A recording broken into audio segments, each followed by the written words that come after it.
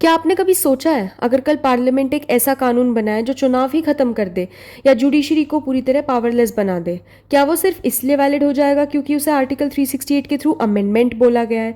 यही खतरनाक सवाल देश के सबसे बड़े कॉन्स्टिट्यूशनल केस में उठाया गया था। 13 जजेस, 68 दिन की सुनवाई, जो आज तक सुप्रीम कोर्ट की सबसे लंबी सुनवाई है, और एक ऐसा फैसला जिसने पार्लियामेंट की अमेंडिंग पावर की सीमा तय कर दी हमेशा के लिए। आज हम बात करेंगे इस लैंडमार्क केस की, Kesavananda Bharati versus state of Kerala. तो सबसे पहले समझते हैं कि केस की शुरुआत कैसे हुई। फैक्ट्स क्या थे केस के। स्वामी केसवानंदा भारती केरला के एडनियर मठ के हेड थे। वो एक रिलीजियस इंस्टीट्यूशन था।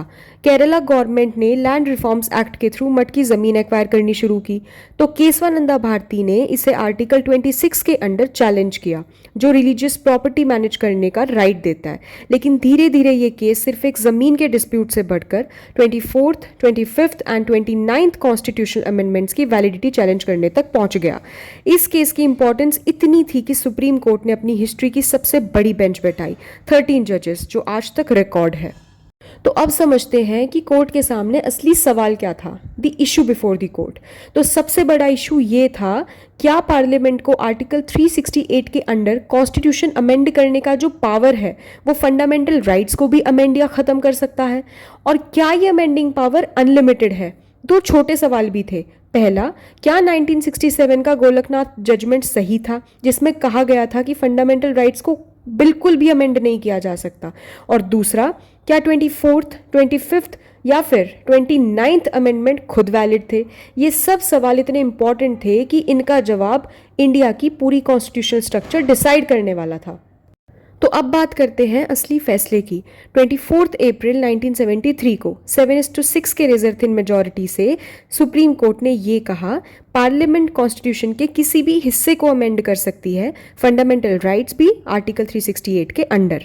लेकिन, और ये सबसे इंपॉर्टेंट लेकिन है, ये पावर कॉन्स्टिट्यूशन के बेसिक स्ट्रक्चर को बदलने या ख़त्म करने तक नहीं जाती। इसी के साथ 1967 का गोलकनाथ जजमेंट ओवर रूल हो गया। मतलब अब फंडामेंटल राइट्स अमेंड हो सकती हैं, लेकिन अनलिमिटेड नहीं। कोर्ट ने 24th और 29th अमेंडमेंट को वैलिड माना, जबकि 25th अमेंडमेंट का एक हिस्सा स्ट्राइक डाउन कर दिया गया। अब समझते हैं कि ये केस आज तक क्यों इम्पॉर्टेंट है। पहला, इसी केस से बेसिक स्ट्रक्चर डॉक्ट्रिन का जन्म हुआ, जो कहता है कि कॉन्स्टिट्यूशन के कुछ कोर फीचर्स हैं, जैसे democracy, secularism, rule of law, judicial review, इन्हें कभी भी अमेंड करके ख़त्म नहीं किया जा सकता। दूसरा, ये डॉक्ट्रिन पार्लियामेंट की पावर पर एक चेक लगाता है, ताकि कोई भी गवर्नमेंट अमेंडमेंट्स का मिसयूज़ करके कॉन्स्टिट्यूशन की पहचान ही ना बदल दे। और तीसरा, ये डॉक्ट्रिन आज तक हर बड़ी कॉन्स्टिट्यूशनल अमेंडमेंट चैलेंज में यूज़ होता है। इंदिरा गांधी के इलेक्शन केस से लेकर 2015 के एनजैक केस तक ये सिर्फ एक पुराना जजमेंट नहीं है, ये आज भी एक्टिव तरीके से अप्लाई होता है। क्विक रिकैप करते हैं। केसवानंदा भारती केस में सुप्रीम कोर्ट ने कहा कि पार्लियामेंट कॉन्स्टिट्यूशन के किसी भी हिस्से को अमेंड कर सकती है, लेकिन उसके बेसिक स्ट्रक्चर को नहीं कर सकती। इसी से बेसिक स्ट्रक्चर डॉक्ट्रिन का जन्म हुआ, जो democracy, secularism, rule of law और जुडिशियल रिव्यू जैसी चीज़ों को हमेशा के लिए प्रोटेक्ट करता है।